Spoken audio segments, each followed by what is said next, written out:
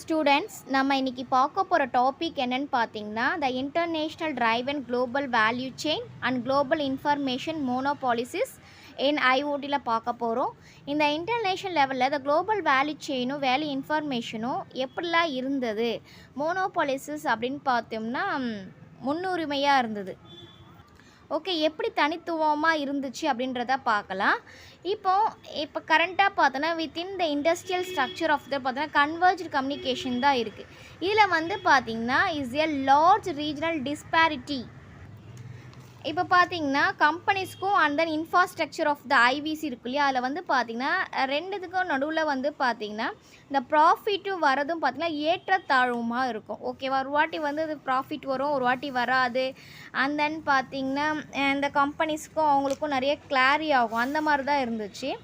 இப்போ வந்து பார்த்திங்கன்னா இந்த பொசிஷனிங் பார்த்தீங்கன்னா the part of the GVC, இந்த ஜிவிசி நம்ம ஏற்கனவே ஐஜிவிசின்றது குளோபல் செயினில் வரும். இந்த ஐஜிவிசியில் அப்படி பார்த்தா கம்பெனிஸ் வந்து பார்த்திங்கன்னா தீஸ் கம்பெனிஸ் வந்து என்ன பண்ணுவாங்கன்னு பார்த்தீங்கன்னா பெரும்பான்மையான ப்ராஃபிட்டை அவங்களே எடுத்துகிட்டு போயிடுவாங்க. ஓகேங்களா, இப்போ ஒரு டைப் வச்சுருந்தாங்கன்னா நிறைய ப்ராஃபிட் வந்து அவங்களுக்கே கொடுக்குற மாதிரி இருக்கும்.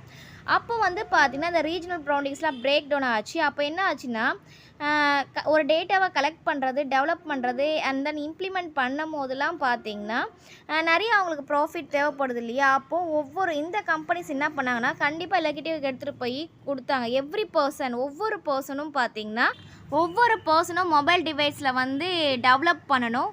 அண்ட் தென் அந்த ப்ராடக்டை எவ்ரி பர்சன் வந்து பார்த்திங்கன்னா அந்த கார்ப்பரேஷனை ஒர்க் பண்ணுற மாதிரி இருந்தது. எதுக்காகனா ஹியூஜ் ப்ராஃபிட் கம்பல் பண்ணி ஒர்க் பண்ணுற மாதிரி தான் அர்த்தம். அது எவ்வளோ பர்சனுமே வந்து இந்த மொபைல் டிவைசஸ் வந்து கான்ட்ரிபியூட்டராக யூஸ் பண்ணோம்.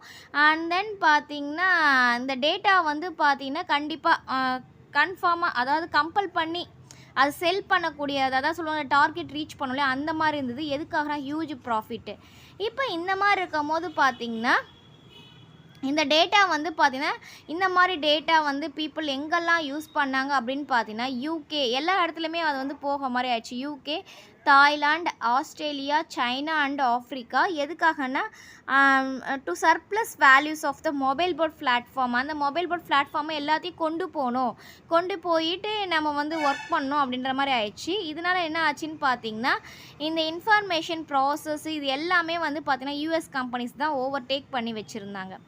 இதனால் என்ன ஆச்சுன்னு பார்த்தீங்கன்னா through able to collect and analyse data without best restricted.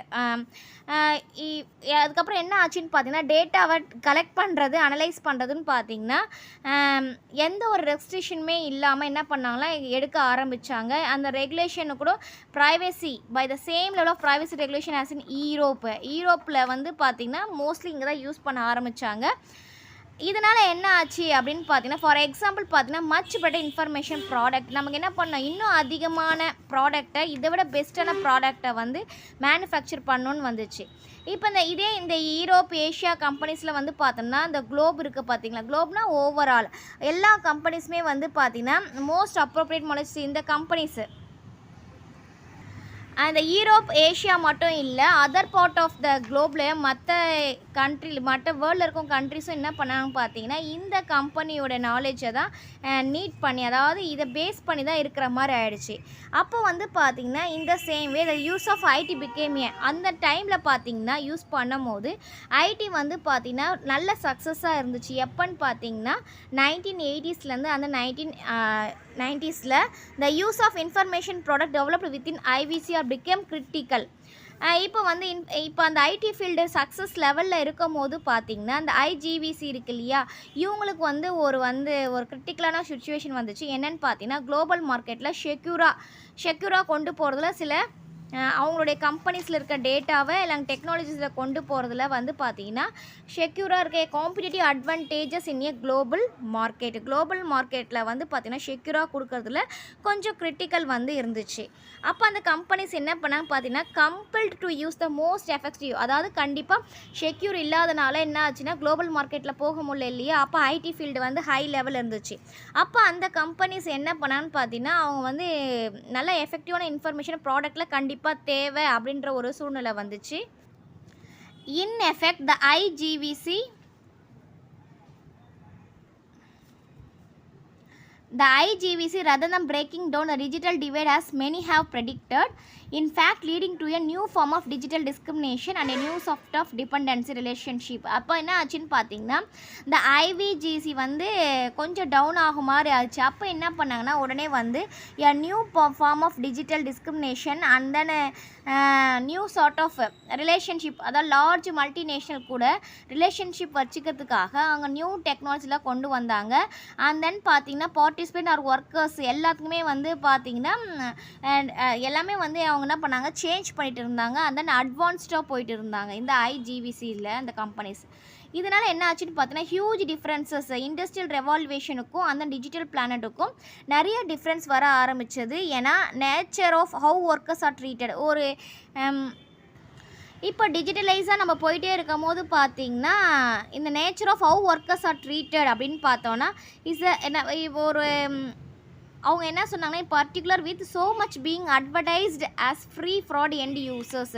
அவங்க என்ன சொன்னாங்கன்னு பார்த்தீங்கன்னா ஒர்க்கர்ஸ் இருக்காங்களே அந்த ஒர்க்கர்ஸ்லாம் வந்து பார்த்திங்கன்னா நீங்கள் ஃப்ரீயாக மீன்ஸ் அவங்க அதாவது அவங்க வந்து ஒர்க்கர்ஸ் வந்து அவங்களோட இஷ்ட பிரகாரம், அதாவது ரொம்ப கஷ்டப்படாமல் அவங்க வந்து மைண்டு ஃப்ரீயாக ஒர்க் பண்ணுற மாதிரி கொண்டு வந்தாங்க. இதனால் என்ன ஆச்சுன்னு பார்த்தீங்கன்னா அந்த ப்ராடக்ட்ஸ் வந்து இன்னும் மல்டிடியூட் ஆஃப் ஒர்க்கர்ஸ் வந்து வர ஆரம்பித்தாங்க. இதனால் அந்த கார்ப்பரேஷன்ஸ் வந்து பார்த்தீங்கன்னா ஃபியூ லார்ஜ் கம்பரேஷன்ஸ் பட் ஒன்லியே இருந்தாலும் ப்ராடக்ட்ஸ் டெவலப் பண்ணாலும் கூட என்ன ஆச்சுன்னு பார்த்தீங்கன்னா அந்த நேரத்தில் பார்த்தீங்கன்னா ஃபியூ லார்ஜ் கார்ப்பரேஷன்ஸ் மட்டும்தான் இந்த சர்ப்ளஸ் வேல்யூவை அவங்களால கேப்சர் பண்ண முடிஞ்சுது.